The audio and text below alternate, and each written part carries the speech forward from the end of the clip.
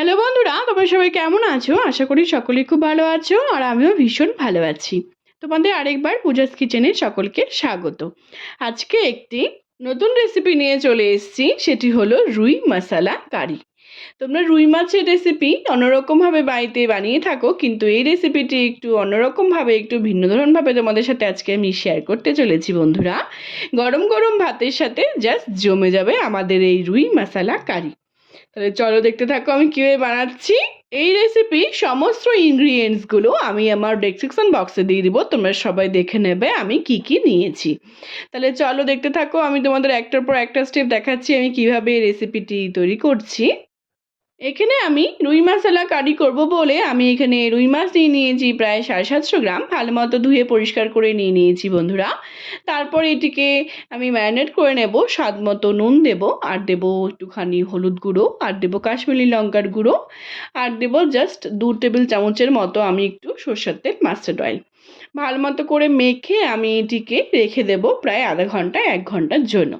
সরষের তেলটি দেওয়ার একটাই কারণ বন্ধুরা, যাতে যখন আমরা মাছটি ভাজবো তখন সেটি ফুটবে না। এটি একটি টিপস বলতে পারো এই রেসিপির। খুব ভালো মতো করে মেখে আমরা রেখে দেব, তারপর তোমরা নেক্সট স্টেপ দেখো। মাছটিকে আমরা ম্যারিনেট করে আধা ঘন্টা কি 1 ঘন্টার মতো রেস্টে রেখে দেব, তারপর তোমরা নেক্সট স্টেপ দেখো। তারপর আমরা একটি মশলা তৈরি করে নেব। তার জন্য আমাদের লাগছে বেশ অনেকটা কালো সর্ষে 2 চামচের মতো, আর দেব 2 চামচের মতো গোটা ধনে, আর 2 চামচের মতো গোটা জিরে, আর দেব 1 চামচের মতো গোলমরিচের গুঁড়ো, আর দেব প্রায় 4-5টে কাঁচা লঙ্কা, আর দেব বেশ অনেকটা রসুন। আমি 2টো রসুন দিয়েছি এখানে, তোমরা বাড়িয়ে কমিয়ে দিতে পারো। তারপর দেব 1 পিঞ্চের মতো আদা, আর দেব কিছু ধনেপাতা কুচি। ধনেপাতাটিকে আমি কুচি করিনি, গোটা গোটাই দিয়েছি আমি, তোমরা চাইলে কুচি করেও দিতে পারো। আর দেবো স্বাদ মতো নুন। 1 কাপ জল দিয়ে আমি একটি স্মুথ ব্যাটার তৈরি করে নেব। দেখো বন্ধুরা, আমরা খুব সুন্দর একটি ব্যাটার তৈরি করে নিয়েছি, একটুকু লাম্পস নেই, কত ভালো লাগছে দেখতে। তারপর আমরা মাছগুলিকে ডিপ ফ্রাই করে নেব। মাছগুলিকে ডিপ ফ্রাই করার জন্য আমরা গ্যাসে একটি কড়াই বসিয়ে দিয়েছি, এর মধ্যে পরিমাণ মতো সর্ষের তেল দিয়ে দিব, মাস্টার্ড অয়েল, এটিকে গরম করে নেব সবার প্রথমে। তারপর আমরা 2টো টমেটোকে কুচি কুচি করে কেটে নিয়েছি, এটিকে আমরা পেস্ট করে নেব। 2টো টমেটো পেস্ট করে নিয়েছি, দেখো আমাদের পেস্টটি একদম তৈরি। তারপর যখন আমাদের তেলটি খুব ভালো মতো করে গরম হয়ে আসবে বন্ধুরা, তারপর আমরা যে মাছটিকে ম্যারিনেট করে রেখে দিয়েছিলাম ওই মাছগুলিকে আমরা সুন্দর করে লাল করে ডিপ ফ্রাই করে ভেজে তুলে নেব এক এক করে। তারপর তোমরা নেক্সট স্টেপ দেখো।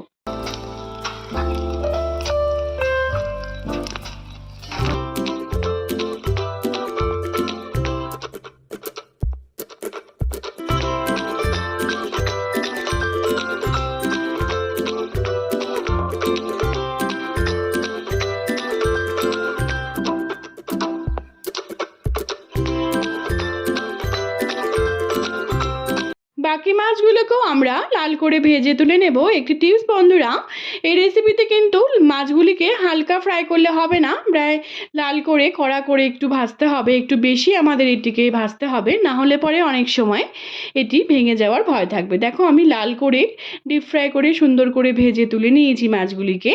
তারপর আমরা ওই মাছ ভাজার তেলে কিছু গোটা গরম মশলা আর গোটা জিরে আমি একটু ফোড়ন দিয়ে নিলাম। তারপর আমরা এর মধ্যে কিছু কুচনো পেঁয়াজ আমি কেটে নিয়েছিলাম 2-3টের মতো কুচি কুচি করে, সেটিকে আমি একটু ভেজে নেব। পরিমাণ মতো হলুদ দিয়ে দিব জাস্ট কালারের জন্য, আর দেবো কাশ্মীরি লঙ্কার গুঁড়ো। আর একটুখানি ভাজা ভাজা করে নেওয়ার পর আমরা এর মধ্যে 1 টেবিল চামচের মতো একটু ধনে গুঁড়ো দিয়ে দিব, জাস্ট স্বাদটি ভালো হওয়ার জন্য। তারপর আমরা যে পেস্টটি করেছিলাম সব কিছু দিয়ে, মশলা দিয়ে, সেটিকে দিয়ে ভালো মতো করে তেল ছেড়ে আসা অবধি এটিকে আমরা কুক করে নেব। দেখো আমাদের কত সুন্দর মশলা থেকে তেল ছেড়ে এসছে, কত সুন্দর লাগছে দেখতে। তারপর আমরা এর মধ্যে আমি এখানে 2টো টমেটো পেস্ট করে দিয়েছি, তোমরা ছেড়ে টমেটোর পরিমাণ বাড়িয়ে কমিয়েও দিতে পারো। এরপর আমরা কাঁচা গন্ধ যাওয়া অবধি আমরা এটিকে ভালো মতো করে ভাজা ভাজা করে নেব, তেল ছেড়ে আসা অবধি। দেখো আমাদের মশলা থেকে কত সুন্দর তেল ছেড়ে এসছে। তারপর আমরা এর মধ্যে পরিমাণ মতো নুন দিয়ে দেবো। নুন দিয়ে আবার বেশ কিছুক্ষণ ধরে এটিকে কুক করে নেব। খুব ভালো মতো করে আমাদের এই মশলাটিকে এখন কুক করতে হবে, না হলে পরে অনেক সময় আমাদের এই মশলা থেকে কাঁচা গন্ধ বেরোবে, আর খেতেও কিন্তু একদম ভালো দেখাবে না। স্বাদটি ব্যালেন্স করার জন্য জাস্ট আমি একটুখানি 1 পিঞ্চের মতো আমি চিনি দিয়ে দিলাম, 1 টেবিল চামচের মতো। ভালো মতো করে নাড়াচাড়া করে আমরা বেশ কিছুক্ষণ ধরে এই মশলাটিকে কুক করে নেব। দেখো আমাদের মশলা থেকে কত সুন্দর আস্তে আস্তে তেল ছেড়ে এসছে, কত সুন্দর লাগছে দেখতে। তারপর যখন দেখবো আমাদের মশলা থেকে তেলটা ছেড়ে এসছে পুরোপুরি, তারপর আমরা এর মধ্যে পরিমাণ মতো জল দিয়ে দিব। আমি এখানে গ্রেভিটা কম রাখবো বলে কম জল অ্যাড করেছি। তোমরা তোমাদের ইচ্ছে মতো গ্রেভিটা কম রাখবে না বেশি রাখবে পরিমাণ মতো তোমরা জল অ্যাড করতে পারো। তারপর যে আমরা মাছগুলিকে ভেজে রেখেছিলাম সেইগুলিকে আমরা এক এক করে এর মধ্যে দিয়ে ভালো মতো করে কুক করে নেব। তারপর তোমরা নেক্সট স্টেপ দেখো।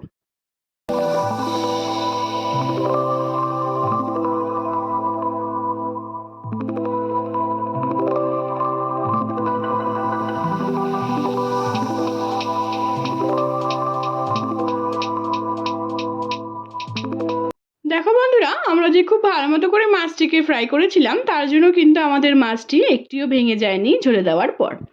তারপর আমরা এর মধ্যে বেশ কিছুটা টমেটো কুচি অ্যাড করে দেবো। এই টমেটো কুচিটা অ্যাড করলে পরে আমাদের এই রুই মশলা কারির স্বাদ কিন্তু আরও দ্বিগুণ বেড়ে যাবে। তোমরা অবশ্যই এটিকে অ্যাড করো, একদম স্কিপ করো না। তারপর এর মধ্যে আমি 1 টেবিল চামচের মতো গরম মশলা গুঁড়ো অ্যাড করে দেবো। অ্যাড করে দিয়ে তারপর বেশ কিছুটা 4-5টি চেরা কাঁচা লঙ্কা আমি অ্যাড করে দেবো, আর দেবো কিছু ধনেপাতা কুচি। দেখো বন্ধুরা, আমাদের রুই মশলা কারি সার্ভ করার জন্য কিন্তু একদম তৈরি। দেখো কত সুন্দর লাগছে দেখতে। তোমরা অবশ্যই বাড়িতে এবার ট্রাই করে আমাকে জানিও তোমাদের এই রুই মশলা কারির রেসিপিটি কেমন লাগলো। যদি ভালো লেগে থাকে বন্ধুরা তাহলে অনেক অনেক অনেক বেশি শেয়ার করা তোমাদের সকলকে অনুরোধ রইলো। আর তোমরা যদি আমার চ্যানেলে নতুন বন্ধু হয়ে থাকো তাহলে অবশ্যই আমার চ্যানেলটিকে সাবস্ক্রাইব করতে কিন্তু একদম ভুলো না। আর কমেন্টের মাধ্যমে কিন্তু আমাকে অবশ্যই জানিও তোমাদের রেসিপিটি কেমন লাগলো, নতুনত্ব এই রেসিপিটি। আর আমার ফেসবুকেও আরেকটি রান্নার পেজ আছে সুইট কিচেন দিয়ে, সেটির লিঙ্ক আমি তোমাদের সাথে সবশেষে শেয়ার করে দেবো। সেটিকে ফলো করার আর অনেক অনেক অনেক বেশি শেয়ার করার তোমাদের সকলকে অনুরোধ রইলো। সবাই ভালো থেকো বন্ধুরা, সুস্থ থেকো। আবার নেক্সট ভিডিওতে দেখা হচ্ছে আরেকটি নতুনত্ব রেসিপি নিয়ে। টাটা।